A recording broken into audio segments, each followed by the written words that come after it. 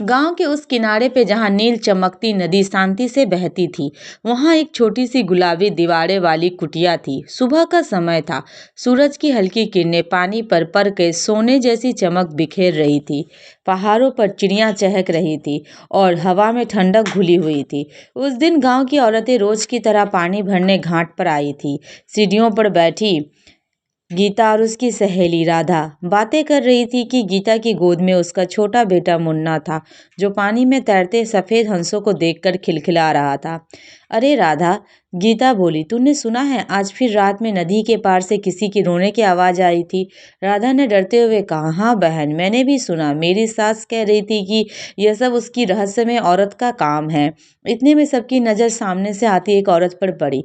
उसने लाल और पीले रंग की साड़ी पहन रखी थी, सिर पर घूंघट था और एक मिट्टी का घड़ा सिर पर था। हाथ में एक घड़ा था। उसकी चाल धीमी थी पर अजीब सी गंभीरता थी उसमें। देख, वही है, राधा ने फुसफुसाते हुए कहा। वो औरत धीरे धीरे घाट की ओर बढ़ रही थी। उसकी पायल की आवाज सन्नाटे में साफ सुनाई दे रही थी। आसपास खड़े पेड़ों की पत्तियां जैसे अचानक शांत हो गई। गांव में उसका मन कोई ठीक से नहीं जानता था। कुछ लोग उसे नदी वाली बहू कहते थे, कह तो कोई सालों पहले इसी गांव में ब्याह कर आई थी। शुरू में तो सब ठीक था, पर एक रात उसका पति अचानक गायब हो गया। किसी को समझ नहीं आया कि वह कहाँ गया। कुछ लोग ने कहा नदी में डूब गया, कुछ बोले वो भाग गया, लेकिन सच कोई नहीं जानता था। उसके बाद से वह बहू हर रोज सुबह और शाम नदी पर आती, चुपचाप पानी भरती और बिना किसी से बात किए चली जाती। लेकिन अजीब बात यह थी कि जिस दिन वह घाट पर देर तक रुकती, उस रात गांव में कोई ना कोई अनहोनी हो जाती। एक बार रामू काका की बकरी अचानक गायब हो गई। दूसरे दिन किसी के घर से गहने चोरी हो गए और हर बार लोगों ने उसी शाम घाट पर देर तक खड़े देखा था। गीता ने हिम्मत करके आवाज लगाई, बहन जरा इधर आना। वो औरत धीरे से रुकी। उसने घूंघट के अंदर से हल्की सी नजर गीता पर डाली। उसकी आंखें गहरी और बुझी बुझी थी। तुम रोज इतनी सुबह क्यों आती हो? गीता ने पूछा। वो कुछ पल चुप रही और फिर धीमी आवाज में बोली, नदी मुझे बुलाती है। उसकी आवाज में अजीब सी गूंज थी, जैसे दूर किसी कुएं से आ रही हो। राधा का दिल धक धक करने लगा। क्या मतलब? वो बोली, जिसका सब कुछ नदी ने ले लिया हो, वह नदी से दूर कैसे रह सकता है? इतना कहकर वो सीढ़ियों से नीचे उतरी और पानी भरने लगी। तभी अचानक मुन्ना जोर से रोने लगा। गीता ने देखा कि पानी में एक परछाई दिख रही है, पर वह उस औरत की नहीं थी। वह किसी मर्द की परछाई थी, जो पानी के अंदर से ऊपर झांक रही थी।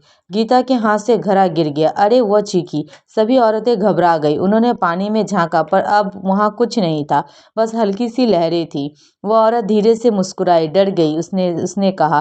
गीता ने कांपते हुए पूछा, यह क्या था? वह बोली, जिसने तुमने देखा वह सच था। नदी किसी को भी यूं ही नहीं छोड़ती। उसकी बातें सुन के सबके रोंगटे खड़े हो गए। तभी पास खड़ा छोटा सा हिरन पानी पीते पीते अचानक भाग खड़ा हुआ। पेड़ों पर बैठी पंछी भी उड़ गए। उस दिन के बाद से गांव में दहशत फैल गई। रात को फिर से रोने की आवाज आई, इस बार पहले से भी तेज, जैसे कोई मदद के लिए पुकार रहा हो। गांव के बुजुर्गों ने पंचायत बुलाई। कुछ तो गड़बड़ है, मुखिया जी बोले, हमें सच्चाई का पता करनी होगी। उन्होंने तय किया कि अगली सुबह कुछ लोग छिपकर देखेंगे कि वो औरत घाट पर क्या करती है। सुबह होते ही 4-5 आदमी पेड़ों के पीछे छुप गए। औरत आई, जैसे रोज आती थी। उसने घड़े रखा और धीरे धीरे पानी में उतरने लगी। पर आज कुछ अलग था। वह कमर तक पानी में चली गई। फिर उसने आंखें बंद की और बोली, मैं आ गई हूँ, अब और कितना इंतजार कराओगे? अचानक पानी में हलचल होने लगी, जैसे नीचे से कोई उठ रहा हो। पानी गोल गोल घूमने लगा। छिपे लोग की सांसें रुक गई। तभी पानी के बीच से एक हाथ बाहर निकला, मुट्ठी और कोई कई से भरा हुआ। वो उसी औरत की ओर बढ़ रहा था। औरत ने बिना डरे उस हाथ को पकड़ लिया। मैं तुम्हें लेने आया हूँ, उसने कहा।